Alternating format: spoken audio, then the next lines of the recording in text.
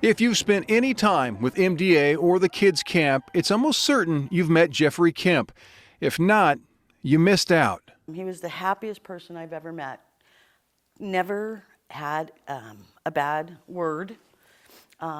Made everybody smile, and his smile and his eyes, I mean, he would walk into a room and he'd brighten it. That room darkened a year ago, May 14th, a month before kids' camp, his favorite time of year, a crushing blow to those who knew him, especially those who raised him. That small village, as they say. Tanya, the mom, the nurturer. Terry, not his biological father, but a man that took fatherhood very seriously. You took it all to heart.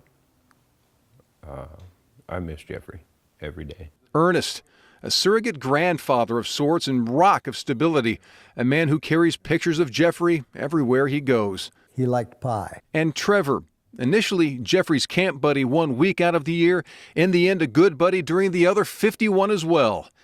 They all miss him, starting first thing in the morning, because of the silence. Because how I woke up every morning at 5:30 was morning diddle, morning mom. And he was just always in a good mood from the second he woke up. So now I have to call Ernie for a good morning.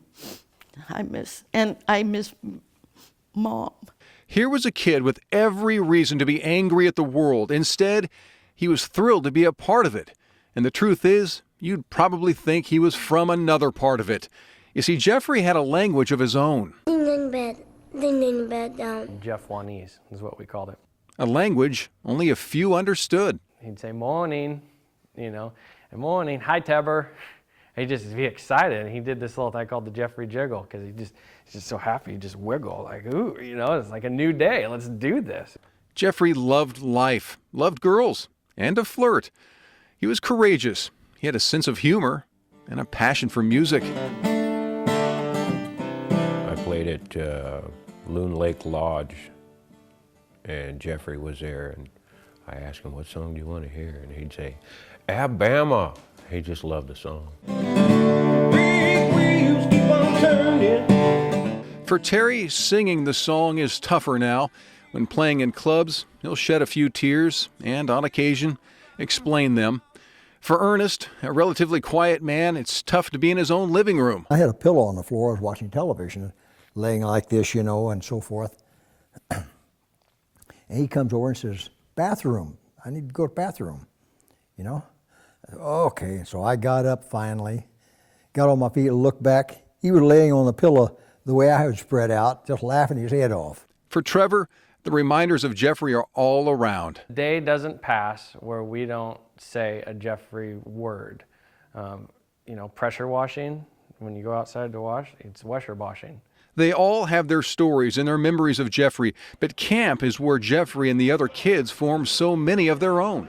On the kids' side of things, it's a week for those kids to just be with kids that are just like them. They're not the odd person out. Nobody stares at them. Here, they're the norm. After about 20 minutes, you don't see wheelchairs anymore, you don't see crutches, you don't see kids with disabilities, you just see kids being kids. But Jeffrey wasn't the norm. As an ambassador for MDA, he was able to do some cool things, meet cool people, ride in a cool truck. A fire truck, a reserve fire truck that Trevor surprised him with. And we stopped at the first stop and I'm like, what do you think, buddy? And when Jeff got excited, Jeff sang songs. They were made up songs. They were just Jeff Wanese songs. And he starts banging his hand on the thing and he goes, ding and the pop and the boom and the ding and the ding and the pop and the boom and the ding. And he's just, the rest of the ride, he's bouncing his hand on the window. He's got this grin. A grin from a boy that grinned a lot. And the proof is in the pudding, or that pie. It's not easy sharing a child's life story in about 4 minutes. How do you accurately show his bravery, his humor, his flirtatious comments to a cute girl, or many times, Trevor's wife? How do you show his love for music, life, camp, his friends and family? 4 minutes to reflect 15 years. I think the most perfect, innocent being there ever was. And we didn't have him long enough. Lord, I'm coming home to you. And if you didn't meet Jeffrey, you missed out.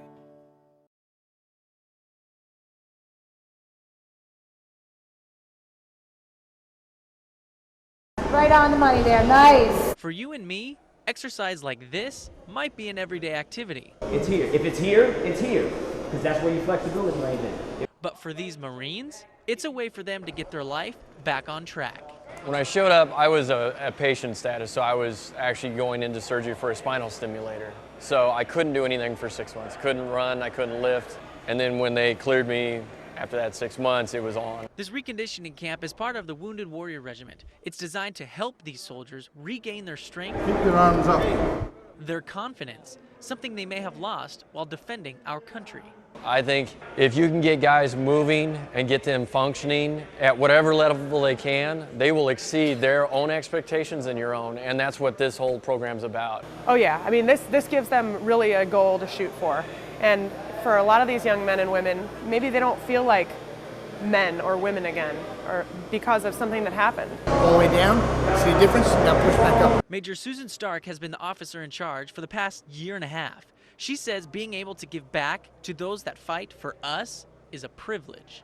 You know, I thought that being an elite athlete was the best thing that I could do, and I absolutely loved it. Loved representing the Marine Corps and Team USA, but I can say with full confidence that being a part of this program and running it and developing the opportunities for the Marines is the best job in the Marine Corps.